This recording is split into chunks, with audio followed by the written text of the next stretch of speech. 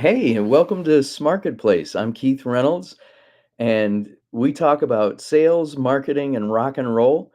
And we just love having people to come on and talk about what they do in marketing and sales and how they drive the business. And then we talk about rock and roll and their experience. This has been a fun podcast to do. I am joined by Tom Dempsey. Welcome, Tom. Partner in crime on the sales side. So happy to be here as always. That's right. A marketing guy and a sales guy walked into a bar. Fill in the blank. So welcome. How you been? Hey, I've been terrific. Absolutely. And You recovered from Vegas? barely enough to want to go again. Well, three shows in the Sphere, right? 3 shows in the Sphere. Yeah, that was amazing. Going to see Goose tomorrow night here in Denver. Terrific. Well, let's get right to our guest. We're going to go create some great content with Melissa. Melissa Jacobs heads up a company out of Appleton, Wisconsin called Crow and Pitcher, and she's a B2C branding expert with some big brand experience. And I'm looking forward to learning about what you're doing. Melissa, welcome. Thanks for having me, Keith. Nice to see you, Tom. Oh, you too. Sarah's off today, so I'm manning the controls while we do this as well. But it's so nice to have you. We met out on the H7 network and then had some conversations, and I think you got a great story to tell. Thanks for inviting me to the bar. If I'd have known it was going to be a bar, I might have moved myself and gotten a requisite background to match you guys. Here, Tom, let me get something for you. Now, if I could do that too. So this background is Tom's rock and roll den down in the basement, and you go down the stairs, and behind the Big Lebowski picture, you dial in the code, and the bookcase opens up to a bar with guitars. And we just met over a year ago now. Yeah. And started talking about sales, marketing, and rock and roll, and it's evolved into this. So it's awesome. Okay, so enough about us. Tell us about you. Well, thanks for having me. And as you mentioned, I am the CEO and lead strategist at Crow and Pitcher, which is a brand strategy and insights consultancy. B2C businesses hire us to show them how to increase sales by really getting clear on how to target their ideal client. They stop wasting time and money on efforts that aren't effectively impacting their bottom line. It's really been my experience over the past 20 years or so in B2C marketing and strategy and innovation work that it's often having too many ideas that gets in the way of our growth. It's not usually a lack of ideas. And so getting an outside perspective on where to focus to unlock that growth can be really transformational for the clients that I work with. Tell us some of the tools that you use as you approach, and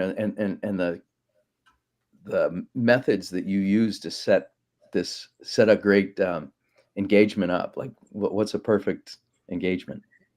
Yeah, with most clients, we start with a 5-point diagnostic assessment of their growth engine.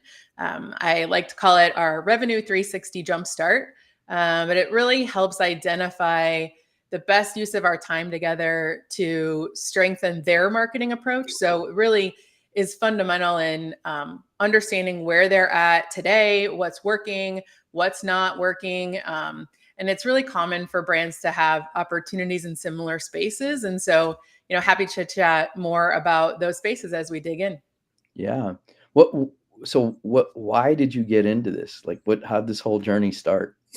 Yeah, well, like many people, I spent a lot of time in corporate. I was fortunate to work at Kimberly-Clark and work on big brands like Kleenex and You by Kotex for a really long time. about 3 years ago, they gave us the option of moving from kind of more of a rural or suburban area here in Wisconsin, where I live, to downtown Chicago. And that really was the opportunity for me to say, thanks for everything that I've learned so far and all the experiences I've had. And I'm going to keep my life here in Wisconsin and, take all those great experiences and share them and work with other brands, particularly that are of small and middle-sized businesses that don't have the luxury of having people with, a strategy mindset and insights experience. They don't have the luxury of having those types of resources on staff full-time, like the big businesses that they're competing with do. Interesting. You alluded to something that I think is so important and that Keith and I have talked a lot about, and that's really in the initial stages, and that's helping the customer to define their ideal customer profile, ICP. Yep. Do you go through those sorts of exercises? And if you do, and I'm assuming you do, how do you approach that? Yeah, absolutely. The first step that I like to tackle in a diagnostic assumes, I guess, step one assumes that they know a little bit about, who their target customer is. And so we can build off of that, right? So we're not starting from scratch. And the first piece I like to talk about is understanding where your growth is going to come from, which means you know who your customer is today. Certainly, if they don't already know that, we're going to dive in and understand who their customer is today and all the things about them. But if you think about wanting to grow your business, there's really 4 different ways that you can grow a business. You can sell more stuff. You can create new products. You can sell to more people. Certainly that's a big one, bringing new people into your brand.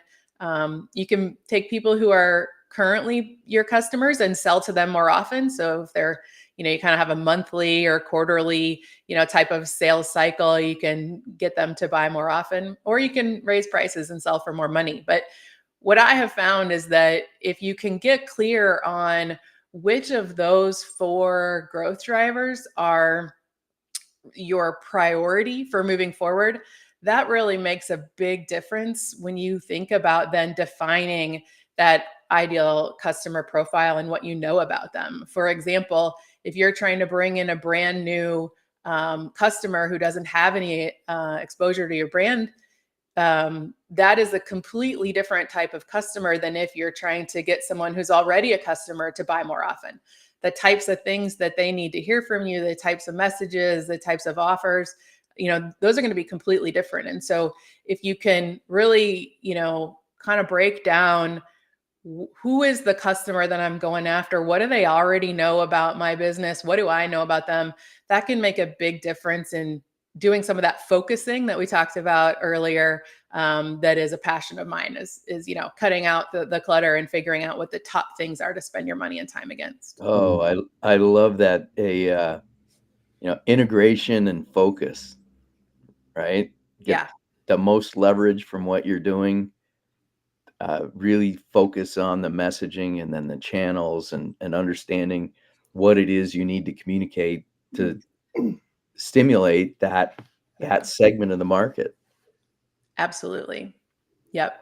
And from there, once you are clear on who it is that you're going to target, the next step for me then really is about digging into how much do you know about them? How much do you understand about your prospect? How do they perceive your brand, perceive your products, perceive your services compared to your current customers? So one of the things that I have a real passion for is thinking about and trying to learn through research, if possible, what is the perception gap, I call it, between your customers and your prospects? So if your customers, believe certain things about your business and your prospects believe, certain things about your business, what are the gaps?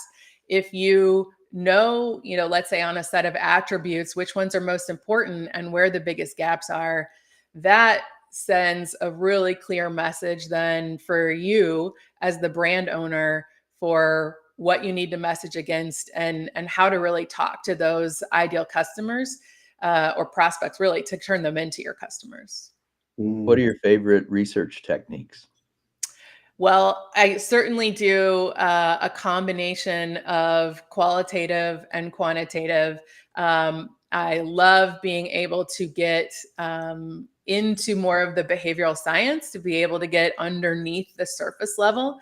So some of the more basic things I do myself, and then when a brand is ready to invest in diving deeper, I've got a great partner that has some techniques that really get below the surface and begin to understand the motivations behind the choices that people make. And so my experience is sort of using a combination. You can use the qualitatives to figure out what those key attributes are that are important to people, and then move into quantitative survey methods to get a little bit more of the rational ranking order of those. But I think a combination of qual and quant and more traditional and more behavioral science research is important. Are you, do you add competitive uh, research into the mix? Yeah, absolutely. With one client in particular, we were able to look at that perception gap for their customers and then their prospects. And of course, their prospects are their competitors' customers today, right? So we actually surveyed through the entire marketing funnel and found out about the perceptions of their brand for those who are not aware of their brand today, those who have awareness but aren't ready to consider, those who are considering but are not ready to buy, and then those who've already bought. And one of the most interesting things was that the biggest gaps actually existed between those who are currently buying and the considerers. So people who are already raising their hand and being willing to consider the brand still had a really big gap in certain perceptions. And those are the ones that the client is going after now with some new creative advertising. And how has it Oh, go changed? ahead, Tom. Sorry. How has it changed over the last, say, 5 to 7 years? And that period of time seems like a huge chasm these days. I'm sure if I posed it as how has it changed over the last couple of years, it'd still be a significant change. But I'm guessing that the thought process and the quals and the quants are very similar, but the means in which you gain that information may be different today than it was a short while ago. Absolutely. I mean, one of the biggest changes that we all experienced, living through COVID is that we're all super comfortable now doing things like this and having a conversation over Zoom. And so that's made really the accessibility of being able to talk to participants far more accessible, right? You don't have to be in a focus group location and get people in a group.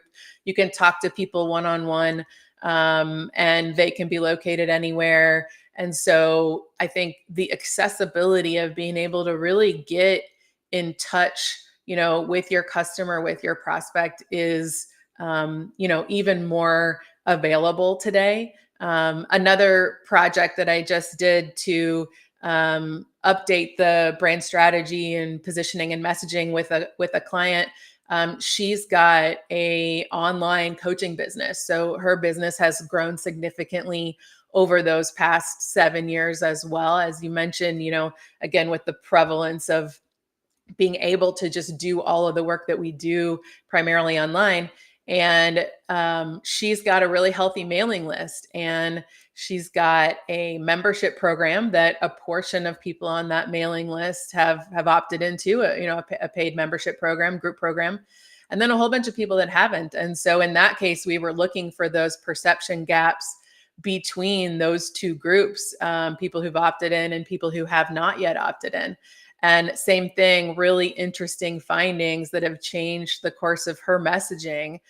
She actually found that something her current customers say to her all the time, it's something that really comes up quite often as something they love about working with her.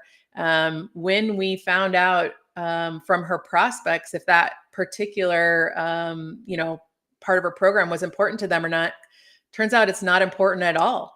when it comes to that initial decision to join the group program. It's sort of more of a cherry on top part of the experience. It's a little bit more unexpected. It's the thing that keeps them coming back. It's really important for repeat and loyalty, but it isn't moving the needle at all in bringing new people in. So in that case, again, her business has changed. The type of environment and group that she has built has changed over those years, which has given people like me, access to different kinds of research tools and groups, because she's built up that email list.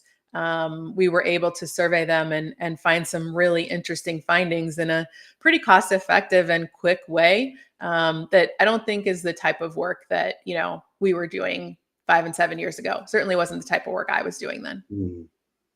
Absolutely. Ability and scale. Yeah. It's so different. The thing that comes along with the scale that you're really touching on is Hey, Keith, you're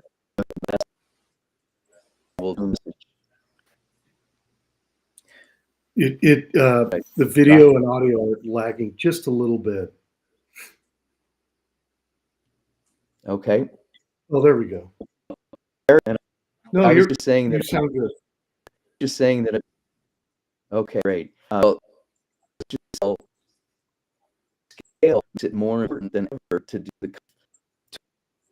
the message as a laser beam, because you have access to.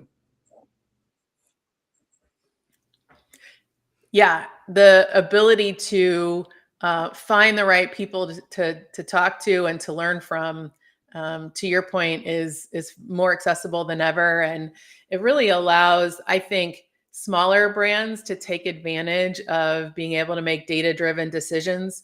One of the things I love to talk about with brand owners is, are you messaging what you want to say, or are you messaging what your prospects need to hear?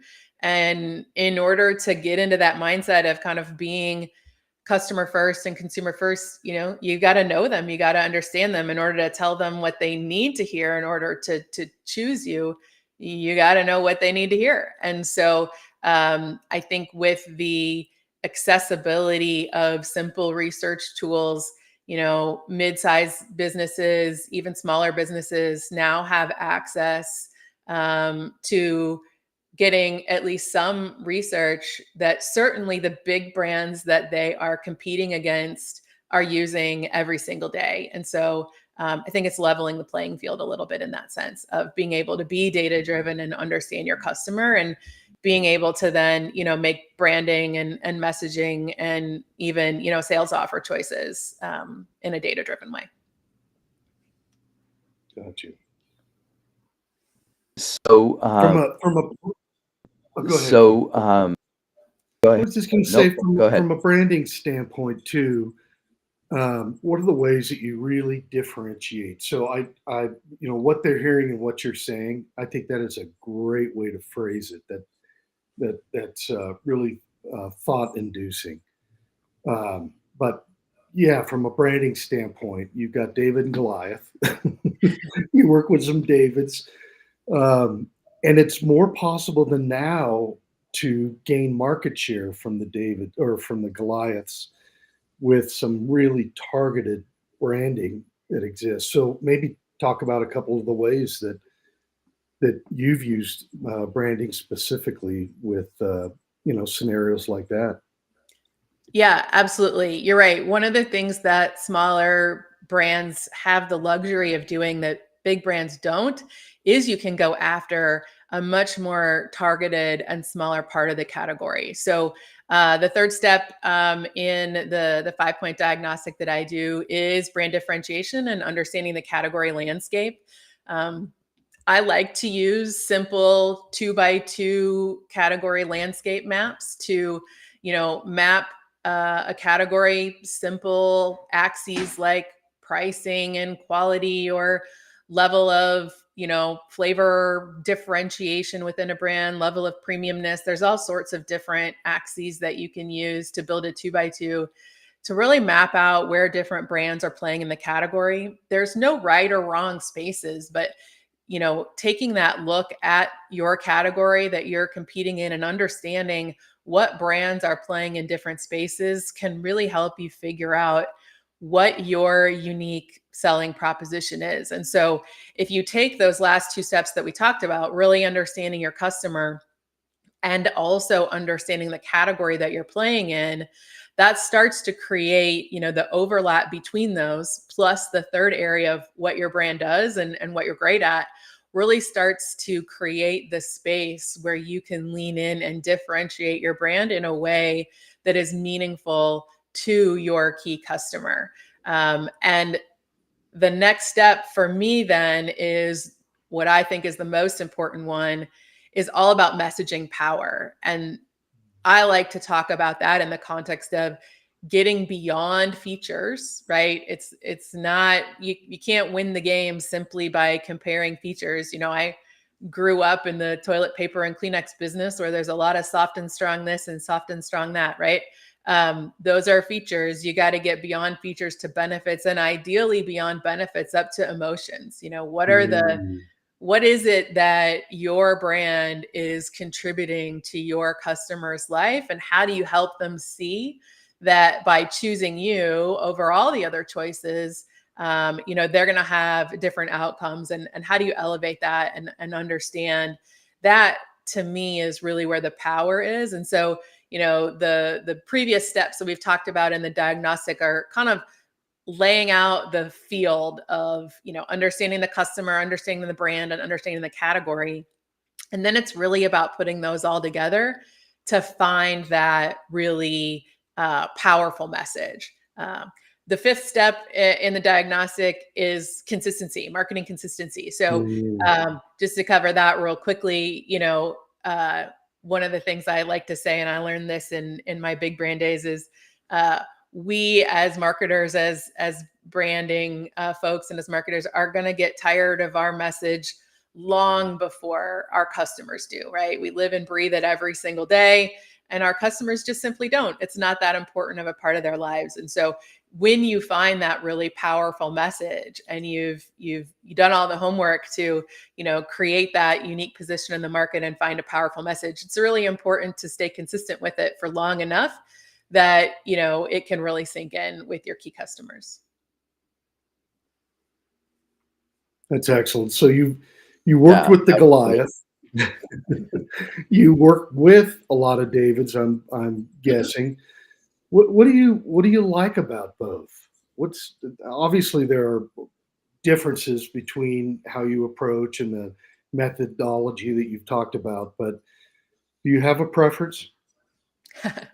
Well, I certainly learned a ton, working with the Goliaths. And, one of my favorite things about having been in that experience is just the access to data, and being able to use data to make decisions. And obviously I've talked a lot about that in this conversation today.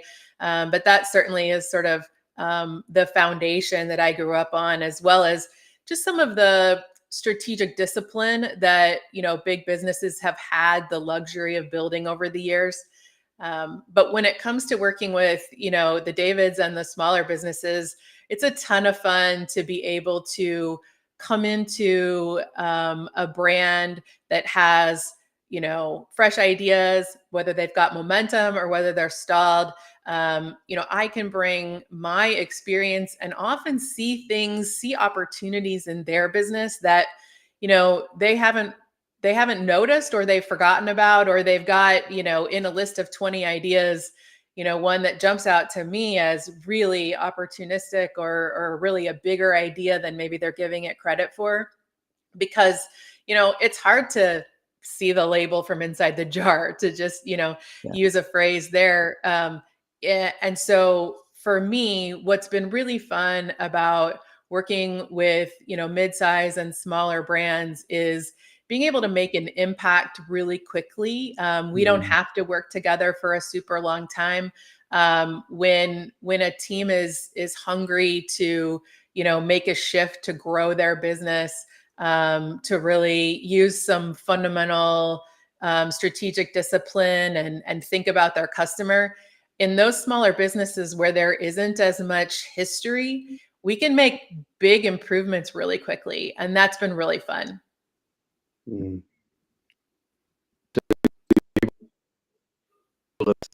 At the surface, impact quickly. Keith, you Again, Keith, you're breaking up. yeah. I wish I could interpret that. Me too. Me too. I don't have that particular Google Translate. We missed you there, Keith. Right. The audio is going to be interesting. So in first of all, both are valuable, the David and the Goliath. Absolutely. From your standpoint, right? And I can see that. I can see it from a sales side too. I work for some big companies, Fortune 50, et cetera. And there are wonderful things. And like you said, the access to data as an example, and other tools and resources may be more available at a larger company, but you have the ability to make a greater impact at the Davids of the world. Absolutely. Yep. Good. Keith, either Keith is really good at being perfectly still, Or Keith, you're breaking up. Oh shoot, sorry. Oh, that's all right. I'll tell you what. Let's. Whoops. Oh, that's all right. This is so valuable. You've touched on so many key points, and the follow up with this and the sound bites that come from it, I think are going to be really valuable to a lot of people. So thank you for that. And just in the interest of time, maybe we'll switch over to the rock and roll side. awesome. So as Keith had mentioned, our relationship started professionally from networking events, and really found a lot of synergy between the two of us. But the synergy came when we both found out that our first concerts ever were the same in the same year on the same tour, and that was Boston. That's wild. Back in 1970, long time ago.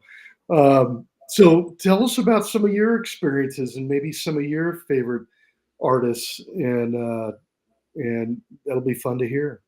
Yeah, absolutely. So, I mean, I think, it's so funny how music and that conversation and that question immediately takes you to, okay, what was my first concert, right? It's just the very first place that I went. And so my first concert in the early 90s was REO Speedwagon. Sure. And so not part of their heyday, but certainly a little bit later. So that was my first concert. And then I'll say that I went through quite a bit of a country music phase. So a lot of time in the 90s at country concerts. And then my most prevalent, biggest rock and roll concert would certainly be Bon Jovi. So that was a bucket list item for me. So was lucky enough to see them not too many years ago. It wasn't in their heyday, but Bon Jovi was a great show that I'd had on my bucket list for a long time. I've heard that about him. I've not seen him, but I've heard that's a great show. And there are great shows too. I'm not particularly a country guy, although there are some artists sort of up and coming that I've heard that I really do like. But as you mentioned, that Garth Brooks, I saw Cheyenne Frontier Days, not in Wyoming, and that was one of the greatest concerts I've ever seen. That makes me very jealous. That's, probably at the very top of my future concert bucket list. Yeah. I Oh would love to man, see him. that guy is animated, and how he runs across this. He must run 5 miles a night just across the stage. Yeah. It's It's so fun to wild. see.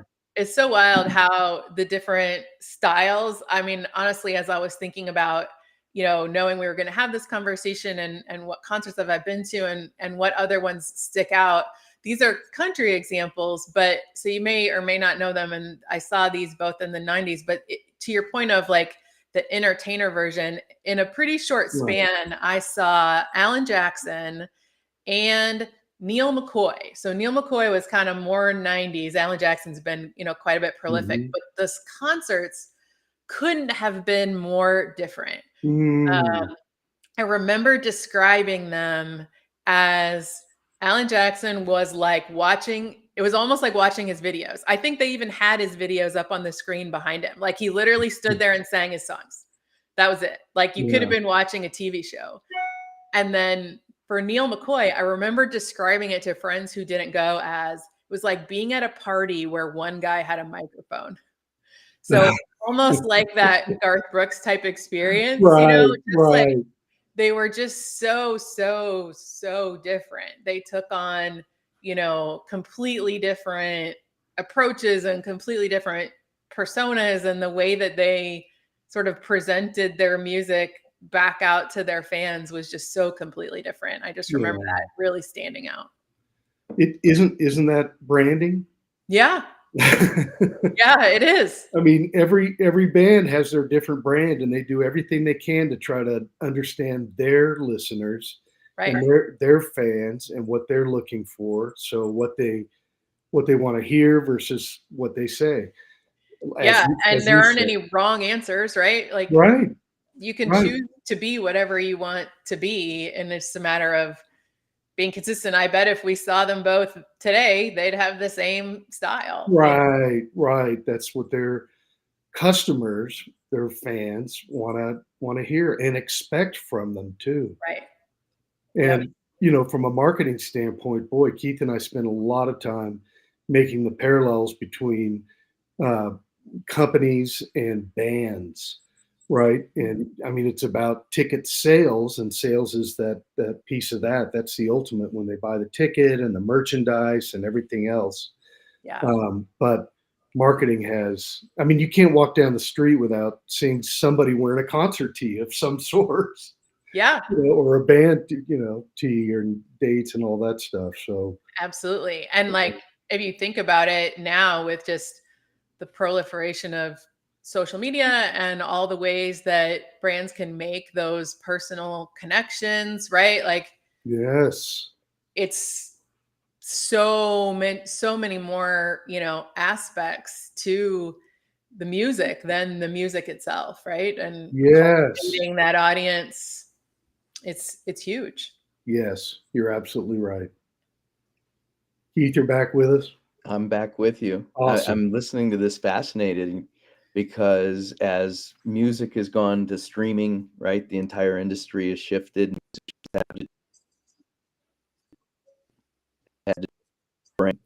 And you have to, slay some of the sacred cows and put creativity forward, and at the same time realize that you're building an audience to sell product, whether that's B2B, B2C, B to music, M to C, right? Or Yeah. getting I mean, it's kind sponsorships, of, M to yeah, it's B. like we talked about making that like emotional connection, right? And the elevating that message beyond features and minutes up to emotion. Like there's not too many more things that hit emotion immediately than music.